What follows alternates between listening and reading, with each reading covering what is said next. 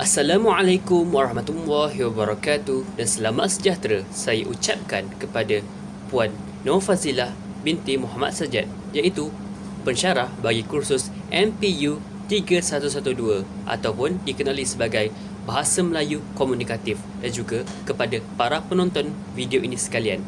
Jadi pada hari ini kami akan membentangkan suatu pembentangan berbentuk video berdasarkan produk yang telah kami bangunkan, iaitu Google Sites. Dan saya, Adli Fahmi bin Zaidi, bersama dengan rakan-rakan saya, iaitu Syamil Shoaib bin Aiman dan juga Muhammad Harid bin Mat Syazarul Izzarid, akan membentangkan bahagian-bahagian yang telah kami siapkan. Jadi untuk pengenalan, kita akan bermula dengan satu permulaan ataupun mukadimah, iaitu kita sudah biasa dengan satu peribahasa Melayu, iaitu bahasa jiwa bangsa. Di dalam kehidupan seharian kita, seperti apa yang kita dapat lihat, ia sering terpapar di dalam media maupun di dada-dada akhbar. Kita dapat melihat berdasarkan peribahasa tersebut yang ia membawa maksud bahasa merupakan tunjang kepada bangsa.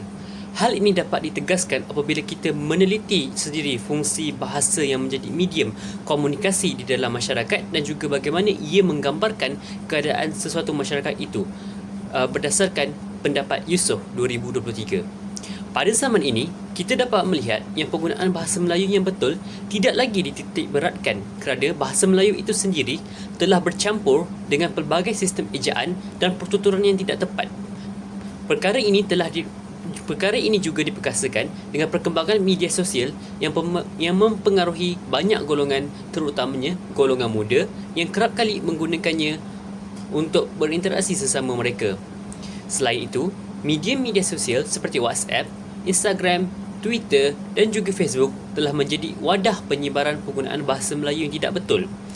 Penggunaan bahasa rancu atau bahasa yang telah bercampur aduk ini telah menjadi sebati dalam masyarakat pada hari ini, dan kita dapat menyaksikan yang ia berisiko mendatangkan kesan yang negatif kepada masyarakat, terutamanya generasi muda, sehingga mereka terbawa-bawa dan sudah lali dengan penggunaan bahasa rancu dalam kehidupan seharian mereka.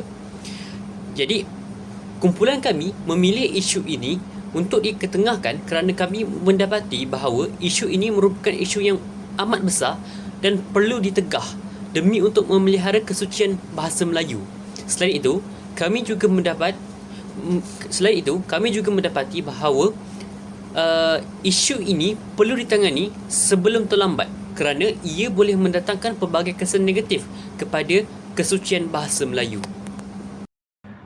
Assalamualaikum warahmatullahi wabarakatuh. Nama saya Syamil Aiman bin Shoaib dan seterusnya, mari kita lihat kepada kesan-kesan penggunaan bahasa ringkas.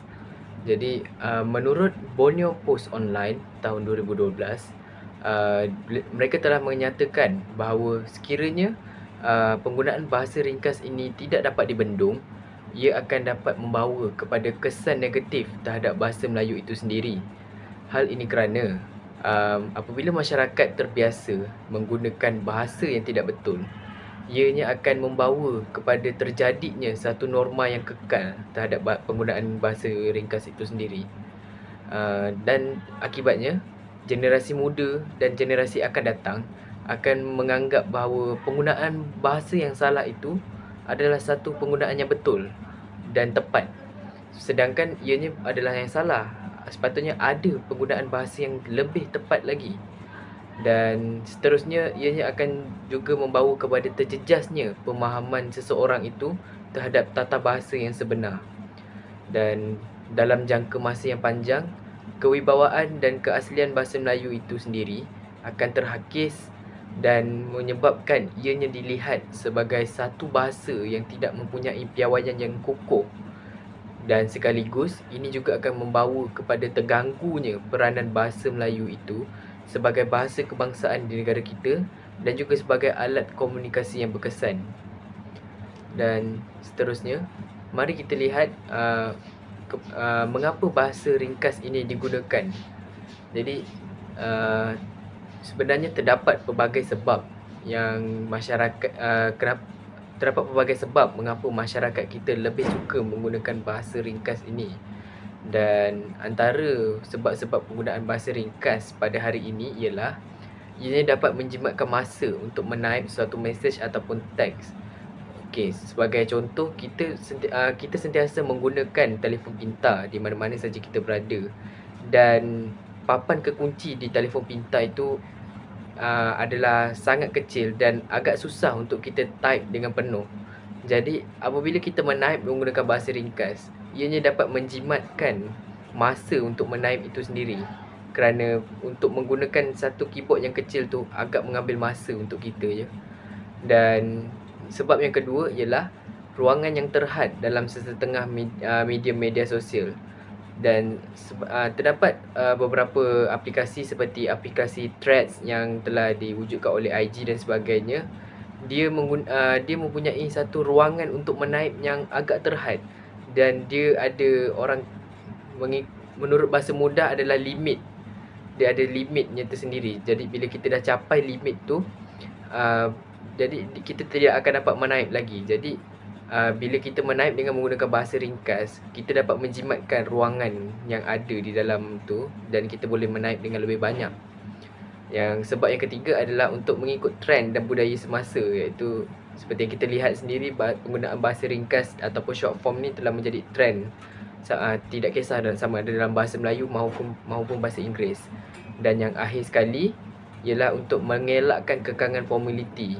Jadi biasanya kita menggunakan media sosial ni adalah untuk berhubung dengan orang-orang yang kita sayangi.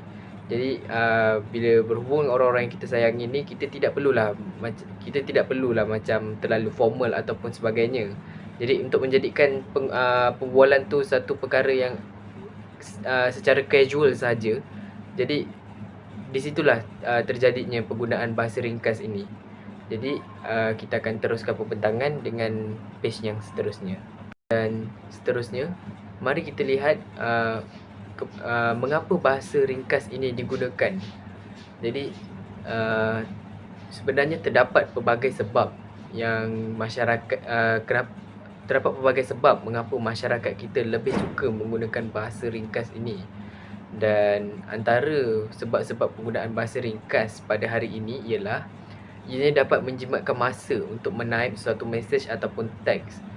Okey, sebagai contoh, kita sentiasa menggunakan telefon pintar di mana-mana saja kita berada, dan papan kekunci di telefon pintar itu adalah sangat kecil dan agak susah untuk kita type dengan penuh. Jadi apabila kita menaip menggunakan bahasa ringkas, ianya dapat menjimatkan masa untuk menaip itu sendiri, kerana untuk menggunakan satu keyboard yang kecil tu agak mengambil masa untuk kita je. Dan sebab yang kedua ialah ruangan yang terhad dalam sesetengah medium media sosial. Dan terdapat beberapa aplikasi seperti aplikasi Threads yang telah diwujudkan oleh IG dan sebagainya. Dia mempunyai satu ruangan untuk menaip yang agak terhad, dan dia ada menurut bahasa mudah adalah limit. Dia ada limitnya tersendiri. Jadi bila kita dah capai limit tu, jadi kita tidak akan dapat menaip lagi. Jadi bila kita menaip dengan menggunakan bahasa ringkas, kita dapat menjimatkan ruangan yang ada di dalam tu, dan kita boleh menaip dengan lebih banyak. Yang sebab yang ketiga adalah untuk mengikut trend dan budaya semasa, iaitu seperti yang kita lihat sendiri, penggunaan bahasa ringkas ataupun short form ni telah menjadi trend. Tidak kisah sama ada dalam bahasa Melayu maupun bahasa Inggeris. Dan yang akhir sekali ialah untuk mengelakkan kekangan formaliti. Jadi biasanya kita menggunakan media sosial ni adalah untuk berhubung dengan orang-orang yang kita sayangi. Jadi bila berhubung dengan orang-orang yang kita sayangi ni, kita tidak perlulah macam terlalu formal ataupun sebagainya. Jadi untuk menjadikan perbualan tu satu perkara yang secara casual saja, jadi di situlah terjadinya penggunaan bahasa ringkas ini. Jadi kita akan teruskan pembentangan dengan page yang seterusnya. Saya akan meneruskan pembentangan kami dengan menerangkan tentang fungsi-fungsi bahasa Melayu. Jadi di dalam Google Site kami ini, saya telah letakkan iaitu sebanyak 3 fungsi bahasa Melayu. Jadi mari kita lihat satu persatu. Baiklah, untuk fungsi bahasa Melayu yang pertama, bahasa Melayu ialah berfungsi sebagai bahasa kebangsaan di negara kita. Iaitu jika kita lihat kedudukan bahasa Melayu sebagai bahasa kebangsaan ini telah ditetapkan di bawah perkara 152 Akta Perlembagaan Persekutuan dan diperkasakan lagi dengan Akta 32 iaitu Akta Bahasa Kebangsaan 1963 ataupun 1967. Dan untuk pengetahuan semua, perkara 152 ini tidak boleh dipinda ataupun diluluskan pindaannya tanpa persetujuan Majlis Raja-Raja Melayu. Dan hal ini juga telah termaktub di bawah perkara 159 Fasal 5, yang mana di perkara ini telah jelas menunjukkan beberapa perkara, termasuklah perkara 152 ini, yang telah termaktub dan tidak boleh dipinda tanpa persetujuan Majlis Raja-Raja. Dan hal ini secara langsung membuktikan bahawa institusi beraja di negara kita ini memainkan peranan yang sangat penting dalam menjaga kedudukan, status dan juga kelangsungan bahasa Melayu sebagai bahasa kebangsaan. Baiklah, bagi fungsi yang kedua, bahasa Melayu juga dijadikan sebagai bahasa pendidikan ataupun dalam erti kata lain dijadikan sebagai bahasa ilmu. Bahasa Melayu merupakan bahasa ilmu di negara kita dan digunakan juga sebagai bahasa perantaraan di sekolah-sekolah dan juga institusi pendidikan yang lain. Dan selain digunakan sebagai bahasa ilmu, bahasa Melayu juga dijadikan sebagai salah satu kurikulum terpenting dalam sukatan sistem pendidikan di negara kita. Dan bahasa Melayu juga dijadikan sebagai teras utama bagi melahirkan generasi yang berketerampilan berbahasa dan sama ada di dalam penulisan maupun komunikasi. Maksud dijadikan sebagai teras utama di sini adalah bermaksud subjek bahasa Melayu ini dijadikan sebagai subjek wajib. Sebagai contoh, dalam peperiksaan Sijil Pelajaran Malaysia ataupun SPM, bahasa Melayu ini merupakan salah satu daripada subjek yang wajib diluluskan oleh calon bagi melayakkan mereka untuk mendapat sijil di samping subjek sejarah. Dan selain itu, Akta Pendidikan 1996 iaitu di bawah Seksyen 17 telah menyatakan bahawa bahasa Melayu ini harus digunakan sebagai bahasa pengantar dalam sistem pendidikan negara.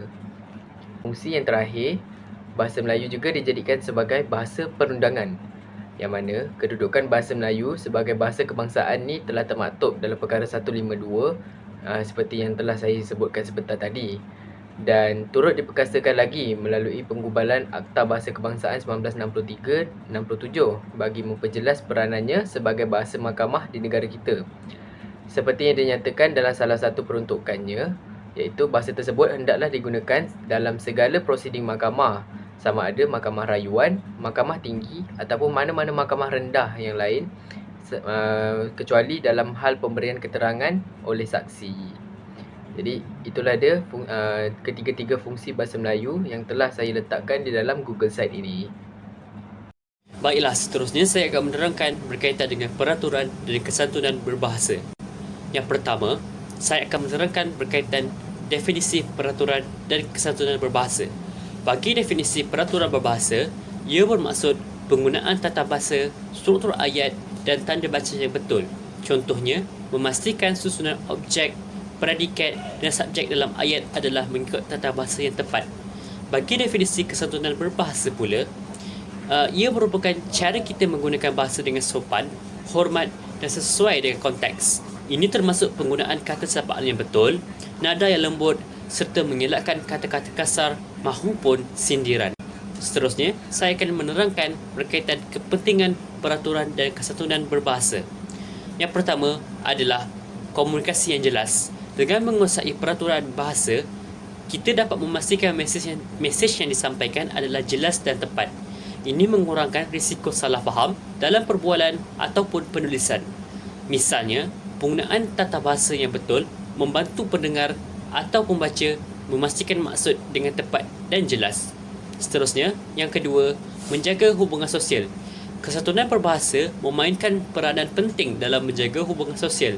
Menggunakan bahasa yang sopan dan hormat menunjukkan penghargaan terhadap orang lain dan membantu membina hubungan yang baik, sama ada dalam situasi formal atau tidak formal. Yang ketiga, mewujudkan suasana harmoni. Dengan mengamalkan kesantunan dalam komunikasi, kita dapat mewujudkan suasana yang lebih harmoni. Ini penting dalam interaksi sosial untuk mengelakkan konflik dan meningkatkan kerjasama antara individu. Yang keempat, menghormati budaya dan tradisi. Setiap bahasa membawa nilai dan budaya tertentu. mematuhi peraturan dan kesantunan berbahasa, menunjukkan penghormatan terhadap warisan budaya dan tradisi, serta memastikan bahasa tersebut tetap relevan dalam masyarakat. Dan yang kelima, meningkatkan profesionalisme. Dalam konteks pekerjaan atau akademik, penggunaan bahasa yang betul dan sopan mencerminkan profesionalisme seseorang. Ini membantu membina reputasi yang baik dan meningkatkan kepercayaan daripada rakan sekerja, pelanggan dan juga majikan. Seterusnya, saya akan mengemukakan beberapa contoh praktikal bagi penggunaan bahasa yang tepat. Dalam kehidupan seharian, peraturan dan kesantunan berbahasa diaplikasikan dalam perbualan formal di tempat kerja atau dalam komunikasi rasmi seperti surat menyurat. Sebagai misalnya, kita boleh menggunakan kata ganti diri yang sesuai seperti tuan, puan atau anda untuk menunjukkan rasa hormat kepada orang yang kita berkomunikasi. Seterusnya, kita juga boleh menggunakan peraturan dan format yang betul dalam dokumen rasmi. Contohnya, menyusun surat dengan tarikh, alamat dan salam pembuka yang sesuai. Kita juga sewajarnya menggunakan laras bahasa yang sesuai dengan mengambil kira pelbagai aspek seperti situasi bagi memastikan komunikasi yang berkesan dan juga tepat. Baiklah, itu sahaja daripada saya. Terima kasih. Baiklah, Assalamualaikum warahmatullahi wabarakatuh dan salam sejahtera. Nama saya Muhammad Harith bin Muhammad Syazrul Izzarith dan saya akan meneruskan pembentangan bagi topik ini. Jadi seterusnya kita akan bercakap tentang isu-isu penggunaan bahasa Melayu, iaitu isu yang telah dikemukakan pada konteks ini ialah penggunaan bahasa ringkas ataupun short form. Jadi penggunaan bahasa ringkas ataupun istilah dalam bahasa Inggerisnya short form telah meleluasa dalam masyarakat Malaysia pada masa kini, khususnya melalui media sosial dan juga SMS. Jadi bahasa ringkas juga merujuk kepada bentuk komunikasi yang menggunakan singkatan, akronim atau kata-kata yang dipendekkan untuk menyampaikan sesuatu maklumat dengan lebih cepat dan mudah. Ia biasanya digunakan dalam komunikasi yang tidak formal, terutamanya pada platform digital seperti media sosial, SMS atau aplikasi pesanan ringkas seperti WhatsApp dan Telegram. Sebagai contoh, bahasa ringkas yang sering digunakan di dalam media sosial adalah seperti TLG iaitu bersama dengan tolong, SBB bersama dengan sebab, X untuk menggantikan perkataan tidak dan sebagainya. Apakah implikasi terhadap bahasa Melayu? Jadi, namun begitu, isu ini mempunyai implikasi yang ketara kepada bahasa Melayu itu sendiri. Dalam masa yang sama, memberi kesan kepada sistem pendidikan. Jadi, fenomena ini mencerminkan trend yang lebih luas dalam komunikasi tapi menimbulkan kebimbangan tentang integriti bahasa dan hasil pendidikan. Kualiti bahasa. Pertama sekali kita melihat kepada kualiti bahasa, iaitu bentuk pendek ataupun bahasa ringkas boleh mengendahkan kualiti bahasa. Singkatan yang berlebih-lebihan menjadikan pemahaman tata bahasa dan perbendaharaan kata lebih sukar. Bahasa Melayu sebagai bahasa rasmi dan warisan negara mungkin menghadapi cabaran dari segi keutuhan dan kesinambungan jika pengguna bahasa ringkas menjadi norma dalam setiap bentuk komunikasi. Sekiranya masyarakat, terutamanya generasi muda, lebih terbiasa menggunakan bahasa singkatan ini ataupun bahasa ringkas dan meninggalkan bahasa standard bahasa Melayu yang ini boleh memberi kesan kepada pemeliharaan bahasa iaitu sebagai alat komunikasi formal dan rasmi. Seterusnya, normalisasi bahasa tidak formal. Jadi apabila golongan muda kerap menggunakan bentuk pendek dalam konteks yang casual dan formal, ia akan mencipta jurang generasi dalam pemahaman bahasa. Bahasa ringkas menekankan perbezaan antara bahasa formal dan bahasa tidak formal. Sementara bahasa ringkas berguna untuk komunikasi tidak rasmi di media sosial. Ia boleh membawa masalah apabila pelajar atau individu tersebut membawa gaya penulisan yang sama ke dalam persekitaran rasmi. Seperti sebagai contohnya, penulisan atau surat rasmi, laporan atau dokumen akademik dan sebagainya. So, kesukaran dalam mengimbangi penggunaan kedua-dua bahasa ini boleh memberi kesan kepada pemahaman konteks bahasa yang betul. Dalam masa yang sama, ia akan membuatkan boleh menimbulkan kesalahfahaman antara golongan muda dan juga golongan yang lebih tua yang berkomunikasi berdasarkan bahasa ringkas ini. Seterusnya, kita akan membincangkan kesan kepada sistem pendidikan. Jadi, cabaran dalam pendidikan bahasa, pelajar mungkin bergelut dengan tata bahasa standard kerana kebiasaan menggunakan bahasa ringkas. Tambahan pula, bahasa ringkas yang kerap digunakan di media sosial seperti singkatan dan slangar boleh menyebabkan pelajar terbiasa dengan penulisan yang tidak formal ini.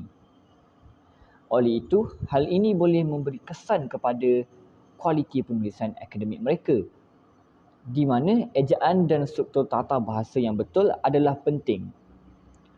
Jadi, pelajar mungkin sukar untuk membezakan di antara konteks yang betul dan formal. Sukar untuk membezakan di antara konteks yang formal dan tidak formal yang boleh mengakibatkan kesilapan dalam penulisan esei ataupun tugasan yang memerlukan penggunaan bahasa standard yang betul. Seterusnya, kemahiran tata bahasa mereka akan berkurang. Bahasa ringkas sering melibatkan penggunaan ejaan yang salah atau struktur ayat yang ringkas yang berbeza daripada tata bahasa yang betul. Ini boleh mengurangkan kepekaan pelajar terhadap tata bahasa Melayu yang formal. Hal ini akan menyebabkan pelajar mungkin tidak memberi perhatian kepada tata bahasa yang betul apabila terbiasa menggunakan singkatan dan ejaan yang tidak lengkap. Tambahan pula, yang akhirnya mempengaruhi kebolehan mereka dalam peperiksaan atau komunikasi rasmi. Kesimpulannya, penggunaan bahasa ringkas dalam konteks media sosial membawa pelbagai implikasi kepada pendidikan dan dalam masa yang sama perkembangan bahasa itu sendiri. Dari satu segi, ia memudahkan komunikasi dan memberi ruang untuk kreativiti, namun dari sudut yang lain, ia juga boleh menjejaskan kemahiran menulis, tata bahasa dan perbendaharaan kata terutamanya di kalangan pelajar. Oleh itu, adalah penting bagi kita ibu bapa untuk memberi perhatian terhadap bagaimana pelajar menggunakan bahasa ringkas dan mengajar mereka untuk memahami perbezaan antara konteks formal dan konteks tidak formal dalam penggunaan bahasa. Sekian daripada saya, terima kasih.